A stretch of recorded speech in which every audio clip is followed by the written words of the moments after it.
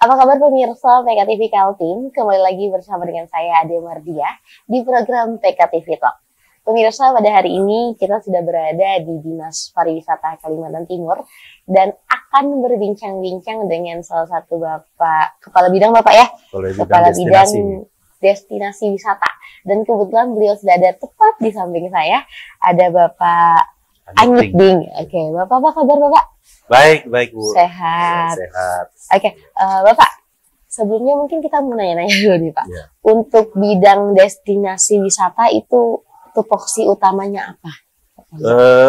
Untuk bidang destinasi tupoksinya adalah melaksanakan kegiatan-kegiatan yang sifatnya memenuhi segala kebutuhan SAPRAS di destinasi wisata, ya, fasilitas umum.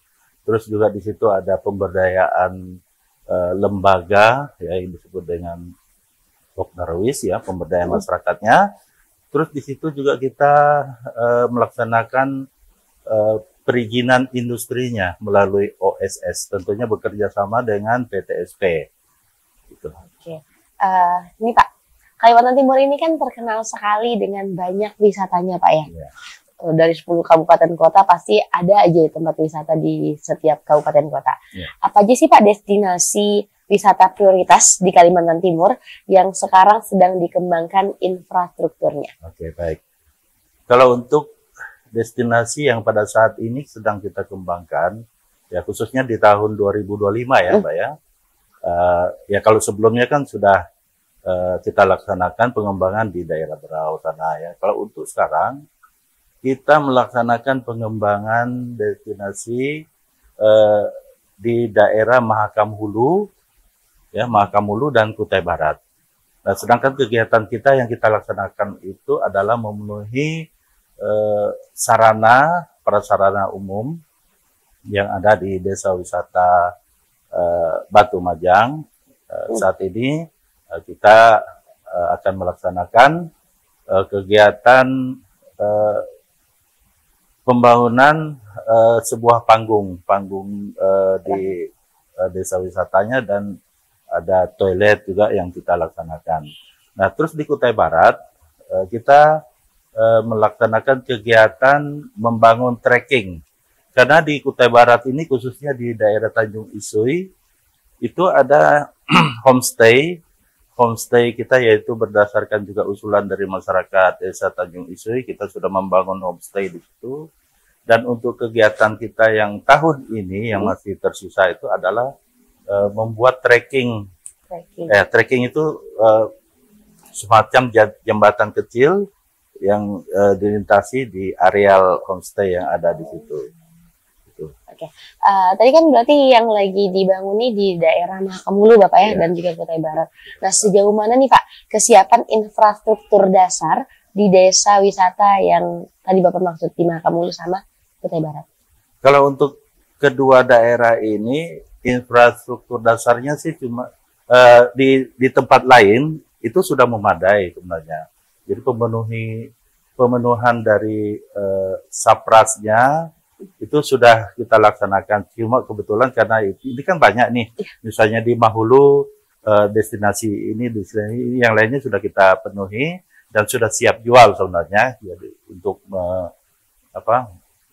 melayani kunjungan wisata ke sana. Cuma ada beberapa yang masih kurang yang harus kita respon dengan usulan dari Pokdarwis. Pokdarwis ini adalah lembaga pengelola destinasi wisata yang ada di objek wisata. Jadi melalui mereka kita bisa mendapat informasi mana-mana yang kurang di satu destinasi wisata. Itu yang kita perlu laksanakan, baik itu di Mahulu maupun di Kutai Barat.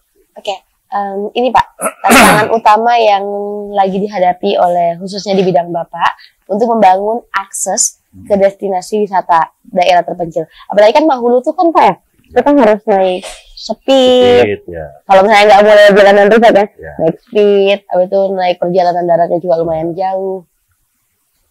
Ya, khusus daerah terpencil seperti Mahulu dengan Kutai Barat, kita sudah tahu bahwa kedua daerah ini adalah merupakan satu daerah yang cukup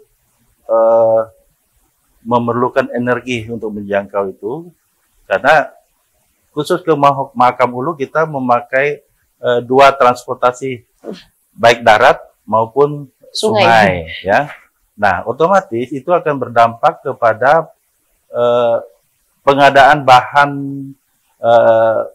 bangunan yang ada di sana pada saat kita ingin membangun satu infrastruktur, ya tentu nilai harganya juga sudah pasti tinggi di sana. Jadi itu salah satu faktor yang menyebabkan kendala, karena sangat jauh meningkatnya penambahan nilai harga barang yang ada di sana, khususnya material-material yang dibutuhkan.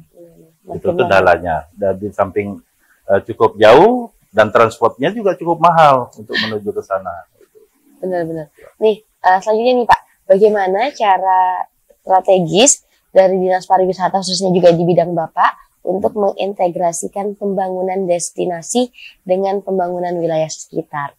Jadi pastinya kan di wilayah mereka misalnya nih, entah itu di Mahulu atau di Kota Darat, mereka punya pembangunan wilayah khusus Pak ya, dari pemerintah daerahnya mereka. Gimana caranya untuk disinergikan sama pembangunan yang dilakukan oleh Dinas Pariwisata? Tentunya kita bekerja sama dengan pemerintah setempat, yaitu melalui Rakotek, ya, rapat koordinasi teknis, dan juga ada rapat-rapat supaya bagaimana kita menyinkronkan kegiatan. Karena di kabupaten kan mereka punya pembinaan wilayah masing-masing. Otomatis destinasinya juga di bawah pembinaan dari Dinas Pariwisata setempat.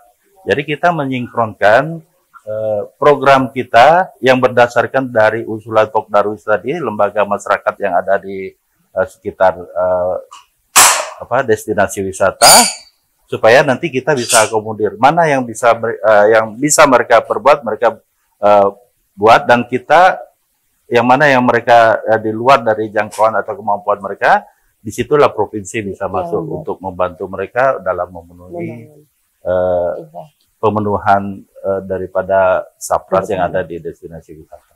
Oke, nih Pak, dari Dinas Pariwisata ada nggak sih Pak rencana pembangunan transportasi publik khusus untuk kawasan wisata?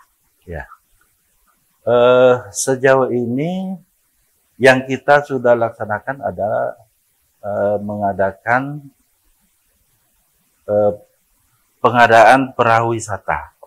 Itu sudah kita laksanakan di 3 danau yang ada di Kukar, Kartanegara. Itu kita sudah membuat beberapa unit perahu wisata yang bermotor. Nah, jadi muatannya itu ada sekitar 12 orang. Itu sudah ada untuk memfasilitasi pengunjung wisata yang ada di 3 danau, yaitu Semayang, terus Danau Semayang, Melintang, dan sekitarnya ada 3 danau di situ. Jadi kita sudah mengadakan perahu wisata di situ, dan itu bisa digunakan khusus untuk di kawasan di situ. Nah, sedangkan di Balikpapan ada bis wisata yang bisa dipakai untuk mengunjungi kawasan wisata yang ada di Balikpapan. Yang warna merah itu Pak ya? Ya. Nah, sebenarnya sih ada banyak permintaan untuk perahu wisata baik dari Mahakam Ulu, namun kita masih terbatas. Ya, mudah-mudahan nanti tahun ke depan di kabupaten-kabupaten lainnya kita bisa memenuhi kebutuhan destinasi kawasannya. Benar-benar Pak. Nih Pak, untuk proses perencanaan dilakukan agar pembangunan tidak tumpang tindih nih Pak dengan sektor lain, saya kayak dari Dinas Pariwisata mau bangun ini, nanti ternyata dari Dispora juga mau bangun ini, itu gimana Pak biar nggak tumpang tindih? Antar OPD ya? Iya. Kalau antar OPD kita ada namanya kerjasama lintas sektoral. Nah, khusus untuk misalnya akses jalan, karena mitra kita kan PU, Perhubungan, PTSP, SDM, dan lain-lainnya yang terkait dengan kegiatan pembangunan objek wisata. Misalnya PU, bagaimana jalan yang menuju ke suatu objek wisata yang perlu diperbaiki. Jadi kita serahkan kalau misalnya ada permohonan dari kabupaten kota bahwa ada destinasi yang belum mempunyai jalan yang memadai untuk menuju suatu destinasi, kita tentu melimpahkan ke PU, Dinas PU. Nah, sedangkan untuk dermaga, ya dermaga tambat yang ada di satu destinasi kita serahkan ke Dinas Perhubungan. Nah, sedangkan untuk penerangan di dalam kawasan, penerangan lampu malam khususnya itu kita serahkan kepada Dinas SDM, tenaga surya dengan arti memakai tenaga surya. Nah, untuk PTSP kita bekerja sama melalui perizinan industri yang ada di kawasan industri wisata yang ada di kawasan destinasi, tentunya terkait dengan perizinan, ya, perizinan yang akan kita buatkan rekomnya dari pariwisata, rekomendasi, dan yang menerbitkan izinnya itu adalah dari PTSP. Itu demikian. Jadi punya ini Pak ya, punya bentuk kolaborasi yang sangat mengikat, sangat saling melengkapi dengan lintas sektor dan juga instansi untuk menjalankan infrastruktur. Kerjasama lintas sektor. Oke, kerjasama lintas sektor. Ini Pak, seberapa besar sih APBD dan dukungan dari pusat dalam mendanai infrastruktur wisata, Pak? Ya, seberapa memadai APBD ya terus terang aja sekarang ya itu tetap bisa memadai ya. Seberapapun anggaran yang diberikan kita untuk mensupport kegiatan pembangunan destinasi di daerah tetap cukup karena berdasarkan permintaan dari daerah kan. Terus di samping APBD juga kita ada yang namanya bekerja sama dengan CSR perusahaan-perusahaan lain. Mereka juga bisa membantu mendanai atau langsung membuat suatu kegiatan sarana prasarana di suatu destinasi melalui CSR perusahaan yang ada di sekitar. Nah, selain itu juga ada bantuan BenQ juga baik itu pusat maupun dari provinsi, itu jadi sama-sama untuk melaksanakan bantuan atau kegiatan yang ada di suatu destinasi. Dan selain itu juga ada investor juga bisa berperan penting dalam membangun misalnya homestay atau yang lain-lainnya seperti di Maratua itu kan banyak sudah itu investor yang masuk, dan mereka juga bisa ikut andil dalam kegiatan membangun satu destinasi di suatu daerah. Jadi tidak hanya mengandalkan APBD saja, tetapi dari pihak-pihak lain juga bisa. Oh, jadi untuk pendanaan pembangunan infrastruktur itu bukan cuma dari APBD negara, bukan Bapak ya? Hanya itu banyak pihak-pihak yang membantu untuk pihak lain yang membantu membangun infrastruktur. Nih Pak, bagaimana dari bidang Bapak untuk mengakomodasi kebutuhan kelompok difabel dan lansia dalam infrastruktur wisata? Ya. Bagaimana kita mengakomodasi komodir ya difabel dalam mengunjungi satu destinasi? Tentu kita sudah memikirkan itu. Pertama kita membuatkan tracking khusus untuk mereka ya, khusus untuk kursi roda ya, seperti di museum kita ada membuat ram ya untuk jalannya kursi roda khusus melayani difabel yang akan mengunjungi. Dan juga di Kaniungan kita juga sudah membangun itu, ya mudahan nanti destinasi lain yang tersebar di wilayah Kaltim kita juga semuanya dapat kita membuat untuk memfasilitasi kaum difabel yang akan mengunjungi suatu destinasi wisata yang ada di Prof Kaltim. Dan kalau untuk lansianya Pak sama gitu ya, sama difabel? Kalau untuk lansia sama ya, kita juga memfasilitasi mereka, juga ada termasuk toilet yang khusus untuk difabel. Benar. Ini Pak, langkah konkret dalam menjaga kelestarian alam saat membangun fasilitas di kawasan wisata. Bagaimana kita menjaga kelestarian alam ya, di samping kita membangun fasilitas sarana prasarana yang dilaksanakan, otomatis kan juga dampaknya juga ada di situ. Nah, tentu kita memberi pemahaman pertama kepada masyarakat di sekitar supaya juga ikut bekerja sama dalam melaksanakan apa yang dinamakan kita sosialisasi Sabta Pesona. Sabta Pesona itu sudah ada termasuk kebersihannya di situ, keindahan semuanya. Terus lingkungannya supaya bisa berlangsung, kegiatan wisatanya dapat berjalan, dan lingkungan juga kita perhatikan di situ. Jadi itu yang kita lakukan. Nah, di setiap destinasi wisata tuh kan pasti ada masyarakat lokalnya ya Pak ya? Pasti ada masyarakat lokalnya. Nah, mereka itu ikut ini nggak sih Pak, ikut andil dalam merencanakan atau mungkin dalam pembangunan fasilitas wisata? Bagaimana peran dari masyarakat lokal bersama-sama kita untuk membangun satu destinasi? Tentu kita ada yang namanya Pokdarwis. Pokdarwis itu adalah lembaga masyarakat yang mengelola satu destinasi di tempatnya. Ya, Pokdarwis ini adalah masyarakat sadar wisata yang asalnya itu dari masyarakat sekitar. Jadi melalui mereka lah kita membangun destinasi yang mereka usulkan, karena mereka yang tahu kekurangan apa yang ada di situ. Mereka usulkan pertama itu lewat kabupaten kota dulu sebagai pembina utamanya, dan setelah itu bisa ke provinsi. Jadi mana kekurangan yang perlu dicukupi dari provinsi, ya kita respon dengan baik, tentunya dengan usulan proposal yang mereka ajukan melalui Pokdarwis tadi. Pokdarwis itu adalah lembaga desa yang isinya itu adalah masyarakat sekitar.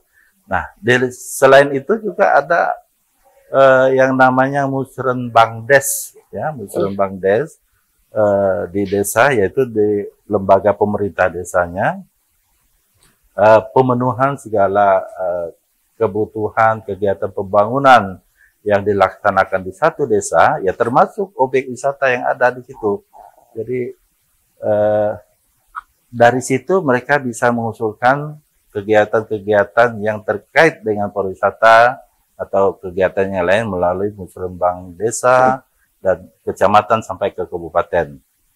Jadi itu bentuk pelibatan dari masyarakat sekitar lokasi. Nih, mungkin nih Pak, setelah Dinas Pariwisata bangun infrastruktur di suatu daerah, nah itu ada nggak sih Pak cara untuk memastikan keberlanjutan atau mungkin perawatan dari infrastruktur, atau mungkin setelah bangun ya udah diserahkan seluruhnya ke tempat wisata tersebut? Tentunya kita memasukkan program kita itu di dalam, pertama itu ada RPJMD-nya, ya, jangka panjang, ada jangka menengah, terus di dalam dan seterusnya. Di situ sudah dimasukkan apa-apa yang harus kita laksanakan, baik dari tahun pertama selama 5 tahun, ya, selama 5 tahun ke masa kepemimpinan kepala daerah, kan 5 tahun ya, kita udah menyusun itu seperti 5 tahun supaya nanti terus kita laksanakan pembangunan dan pembinaan dan perawatan, termasuk maintenance daripada apa yang sudah kita laksanakan di situ, perawatannya juga sudah kita masukkan. Sudah disiapkan gitu Pak ya. Oke, Bapak mungkin kita tahan dulu sebentar. Nanti kita akan kembali lagi jadi pemirsa PKTV Kaltim, jangan kemana-mana. Karena setelah ini kita masih akan berbincang-bincang dengan Bapak Anggit dari Dinas Pariwisata Kalimantan Timur.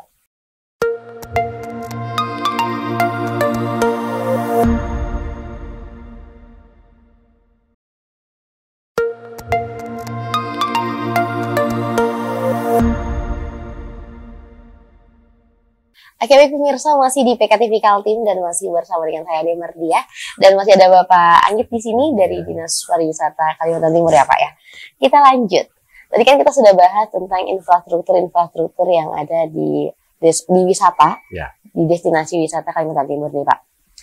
Ada nggak sih Pak contoh destinasi di Kaltim yang berhasil ditingkatkan infrastruktur dan juga dampaknya yang memiliki dampak yang signifikan? Menjadi destinasi unggulan ya. Ya, betul. Sebagai contoh yang sudah kita laksanakan itu adalah destinasi atau Pulau Derawan yang ada di Brau ya. Itu sudah destinasi kalau dikatakan sudah tingkat nasional, bahkan sudah dikenal sampai internasional. Derawan, Kepulauan Derawan dan sekitarnya. Nah, di situ ada kepulauan lain seperti Maratua, Kakaban, Kaniungan, dan lain-lainnya itu semua. Jadi kita sebut namanya Kepulauan Derawan. Nah, tentu ini sudah kita laksanakan beberapa tahun yang sebelumnya. Kita sudah fokus ke situ, dan pembangunannya juga sudah cukup baik dan memadai, karena di samping perhatian dari Provinsi Kaltim, juga dari Kabupaten Beraunya juga intens dalam mengembangkan destinasi wisata yang ada di Kabupaten Berau. Ya, baik itu di Pulau Derawan, di Maratua, Kaniungan, ya, dan yang lain-lainnya di daratan. Itu semuanya. Bahkan itu masuk di RPJMD-nya Kepala Daerah Kabupaten Berau. Jadi mereka intens sekali dalam mengembangkan destinasi, khususnya di Kepulauan Derawan.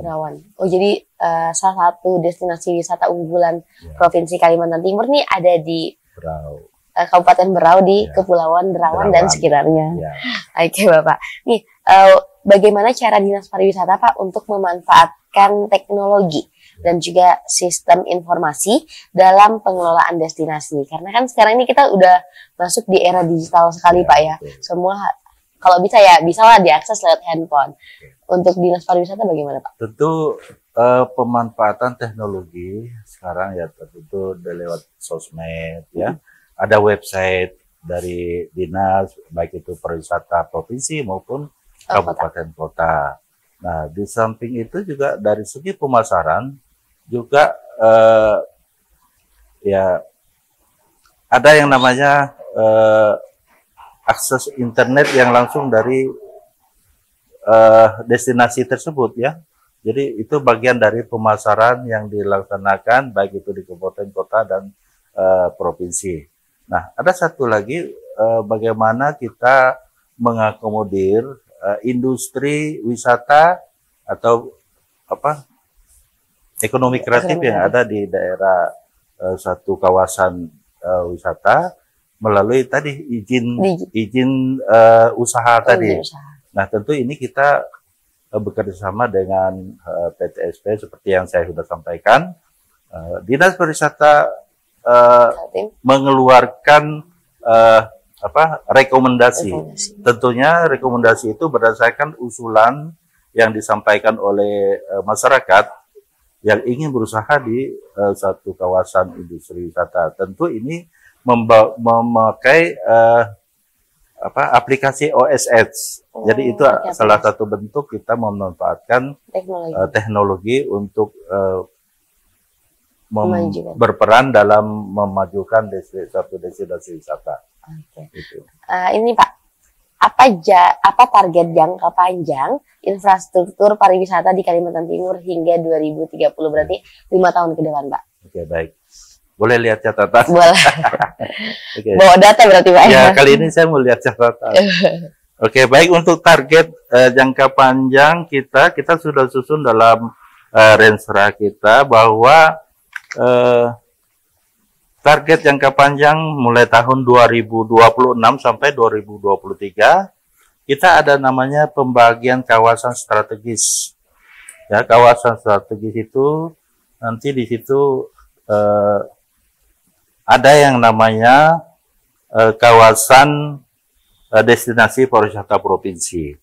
Nah, kita bagi dalam kawasan DPP 1, kita singkat dengan DPP 1, terus kawasan pengembangan pariwisata provinsi, yaitu KPPP, ya. Terus ada kawasan strategis pariwisata, KSPP. Nah, kita membaginya ada DPP 1, ada DPP 2, terus ada KSPP 1 dan 2, 3, dan KPPP 1, 2, 3. Nah, untuk tahun 2026, kita mengatur dalam KPP 2. KPP 2 ini adalah meliputi Samboja, Balikpapan, dan Penajam, Tanah Grogot, dan sekitarnya.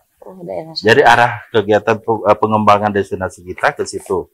KPP 2. Ya, itu tahun 2026. Sedangkan tahun 2027 ada di KPPP 3 dan KSPP 1. KPP 3 ini adalah Ujo Bilang, Longbagun, Longpahangai dan sekitarnya. Sedangkan untuk KSPP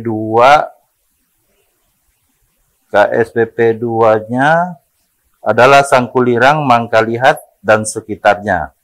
Itu yaitu tahun 2027. Sedangkan untuk tahun 2028 ada di KPPP 1. KPP 1 itu adalah Sangatta, Bontang dan sekitarnya.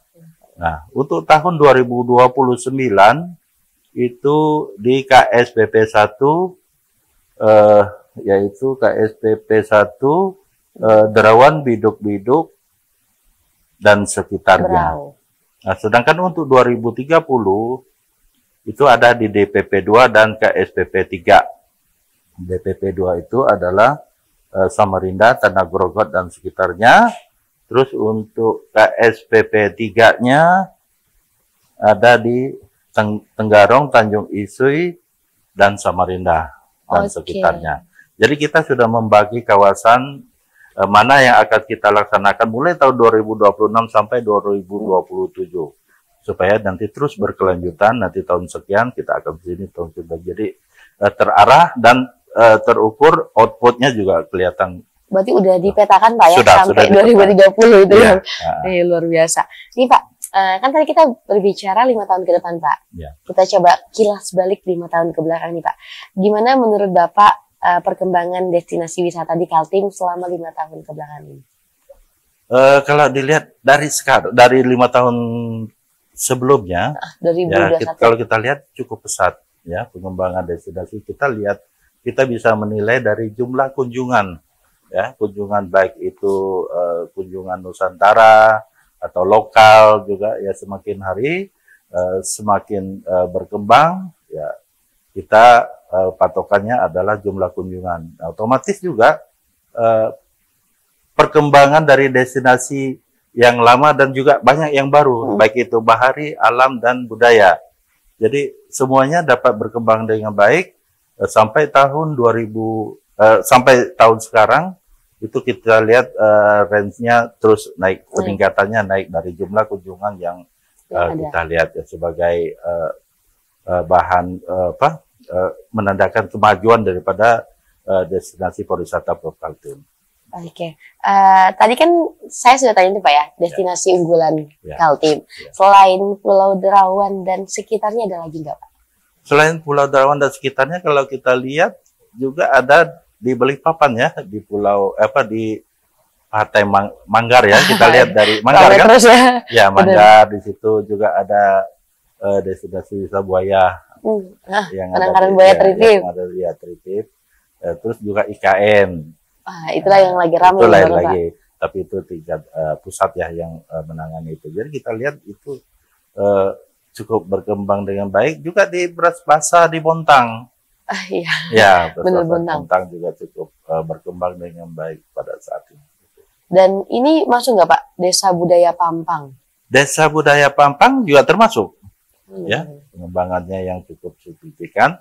Dari hari ke hari, tahun ke tahun itu jumlah pengunjungnya juga makin meningkat. Dan yang mengenal Desa Budaya Pampang juga seluruh Nusantara apabila ada event besar kayak seperti MTQ dan EBIB. Nanti kita EBIB tahun lalu sudah ada dan kita nanti sebentar lagi akan melaksanakan event EBIB nanti.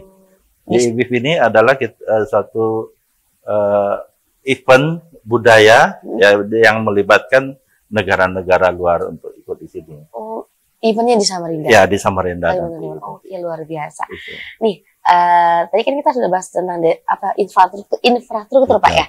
Nih, coba kita agak sedikit geser nih Pak ya. Strategi apa yang sekarang lagi dilakukan Dinas Pariwisata Kaltim untuk meningkatkan kualitas dan juga daya tarik destinasi wisata lokal?